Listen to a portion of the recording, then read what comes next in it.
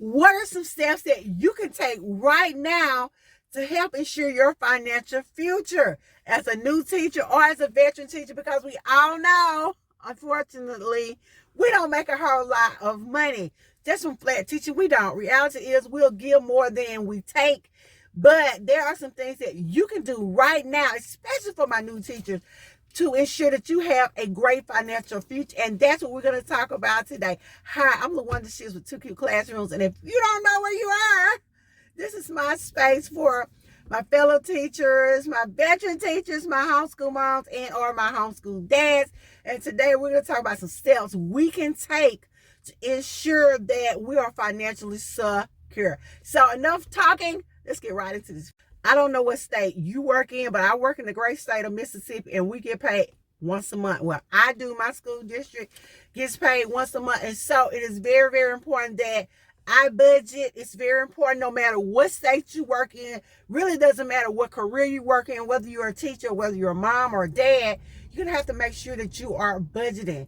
Your money has to be allotted to last for a whole month, especially if you're on the 1 month system.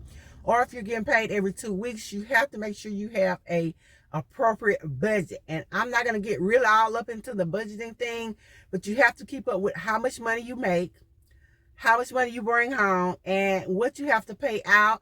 You have to be able to identify needs versus wants. And of course, make sure that you have allotted some saving and entertainment money in your budget. So as a teacher, and one of the things that you need to do, or step that you need to take right now, is to have a realistic, effective budget for your money. You're going to have to budget. So make that a part of your plan as a teacher. Budgeting is your first step. Budget, budget, budget.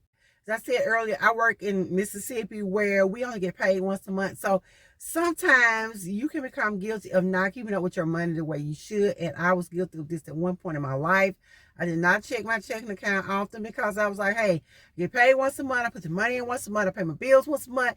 I'll look at it on payday. And that was when I checked my account.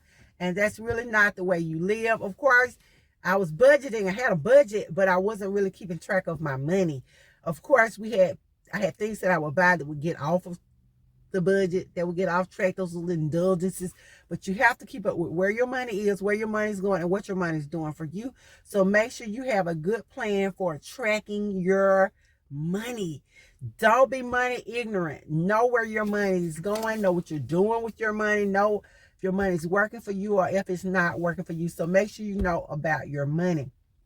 Another thing that you want to make sure that you do, they're going to offer you life insurance at your job as a part of your work package.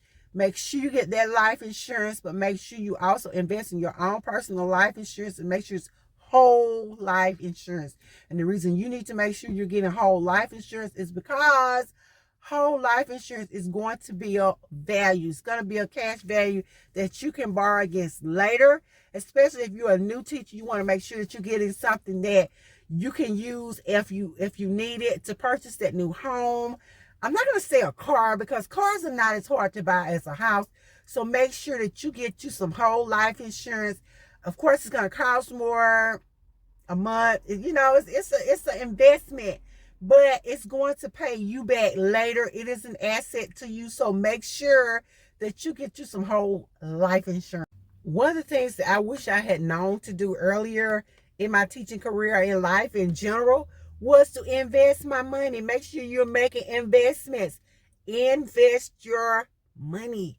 Don't just make your money, spend your money, budget your money, and say one day. Make sure you know that you need to be investing now. And if you're a veteran teacher and you made the mistake of not investing earlier, then it's never too late to invest. Invest your money. Invest in the stock. Depending on what stage of your life you're in or what stage of your career you're in, then you would make the decision whether you want to invest in some, make safe investments, or if you're willing to take a few risks. If you're willing to take a few risks, go ahead and do that. But make sure that you are investing your money. Don't just make money and spend money and lose the budget and say, hey, everything is okay. Make sure that you're making wise financial decisions now, and making investments is an important part of doing that.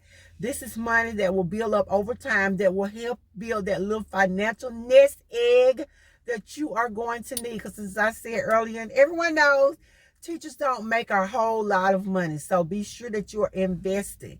You can get investment apps. There are places like Robinhood. There are Acorn. There you can even use Cash App. Whatever, or you may want to choose to just go get your own personal financial investor. I'm not giving you financial money advice because, hey, I'm a teacher, not a financial planner. So whatever it is that you need to do to make sure that you're investing, do that. Do it. Thing that I discovered that can really help you with your investment or saving efforts is to do round up. This is where you have an app or you have a program that rounds up the money you spend to the next dollar, and the money that it rounds up you get to save. So try to join you a round up program where your money is rounded up. You know, you make those little purchases or whatever it is you got to go buy, and you don't think anything about it, but you can have your money rounded up, and this can really help you out a whole lot. 2 apps that I know do this are Cash App and Acorn. They round up, or you may have something at your bank that does this. I don't know.